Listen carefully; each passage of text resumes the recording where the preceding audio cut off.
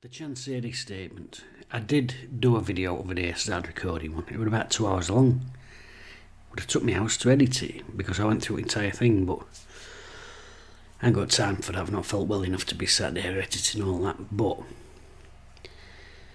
I've got to talk about it because it was just such an hot topic. The timing of it was absolutely terrible before a big game. And the things in it, there were bits in there that are truth, and that's where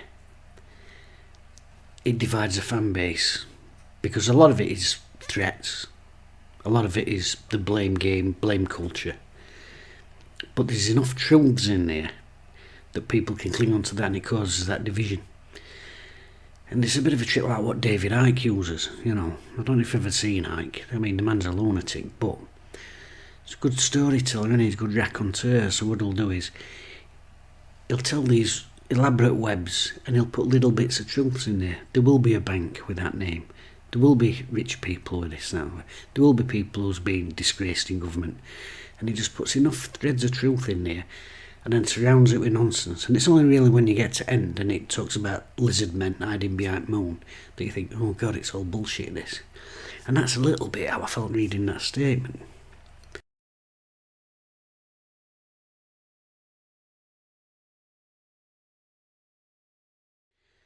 It's been a funny week. I've had a few messages myself.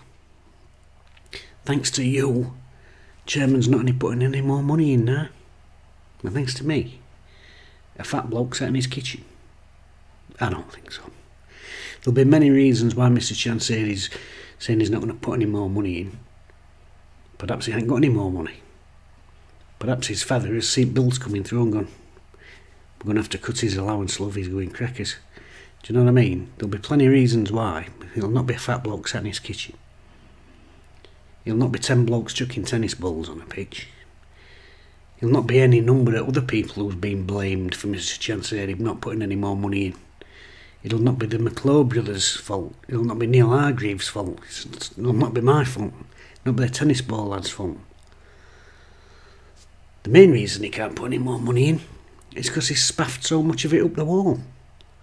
That's not my fault either. It's not anybody else's fault. I mean, if I get paid on a Friday, right, and I go out and get absolutely smashed, and on Saturday morning I'm skint and I'm limping into the next payday, I don't blame the people I went out getting pissed with, do I?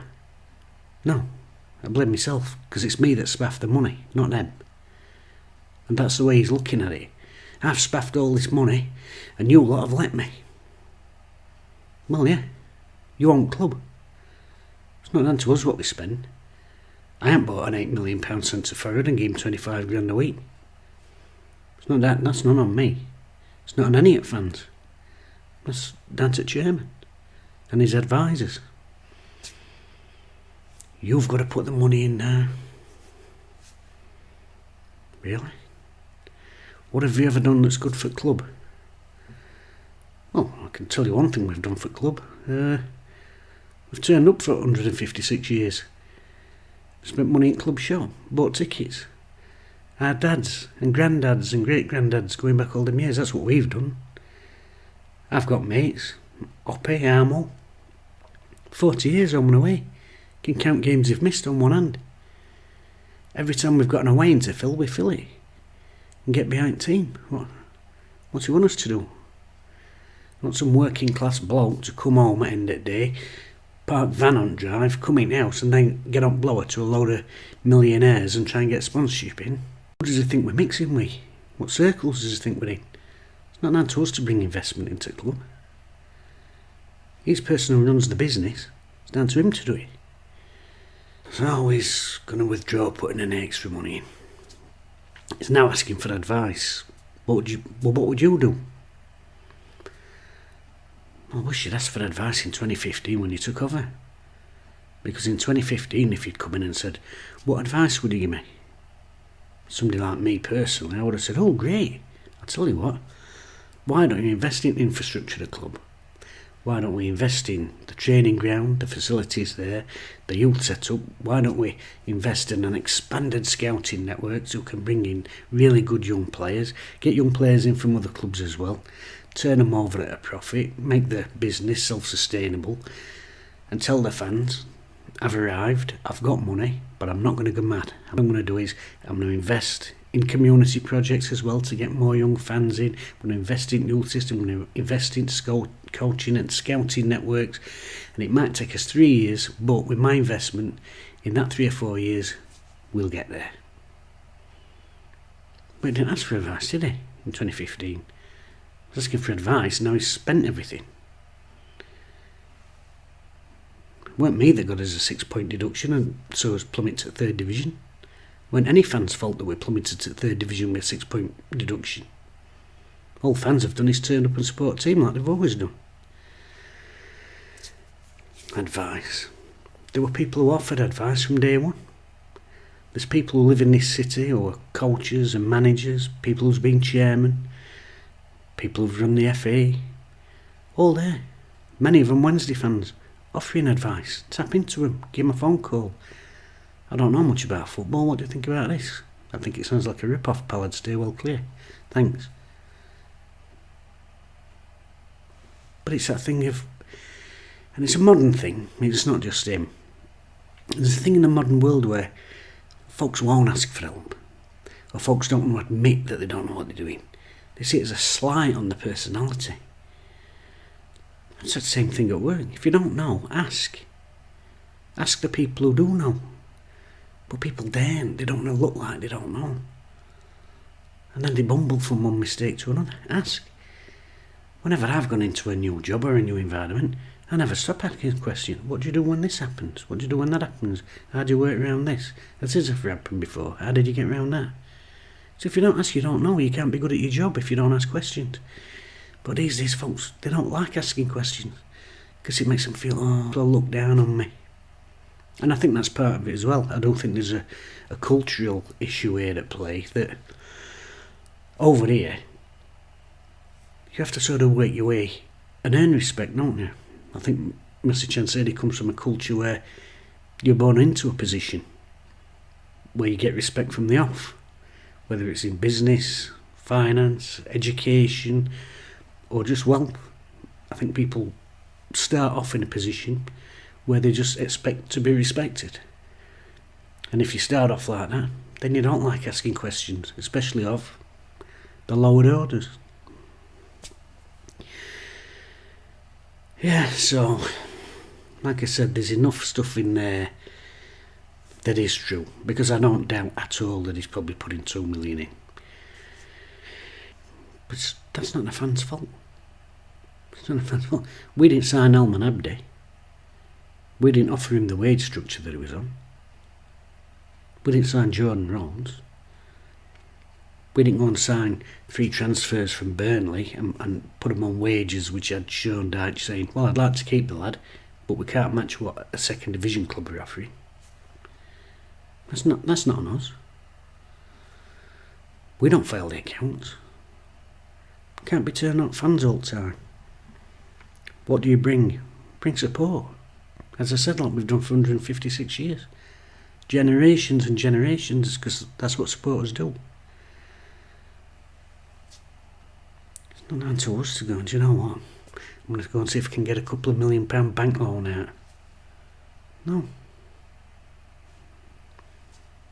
And now he's asking for help. Financial help, but also a bit of advice. And this is where he always hooks me back in, because I don't hate Mr. Chansiri. I don't even dislike Mr. Chansiri. I don't know the bloke. And anyone who's been abusing his family, his kids or his wife or anything else, that's despicable. It really is, and I fully understand what he's saying there. That should be off the table. Speaking as a family man, he said, separate issues. But in terms of running a business, you've got to be held accountable for your actions. It doesn't matter whether it's a football club or NHS or whatever it is. You've got to be held accountable for what you do. Especially if you keep making mistakes which cost the company money and see you getting fined by regulators of any kind.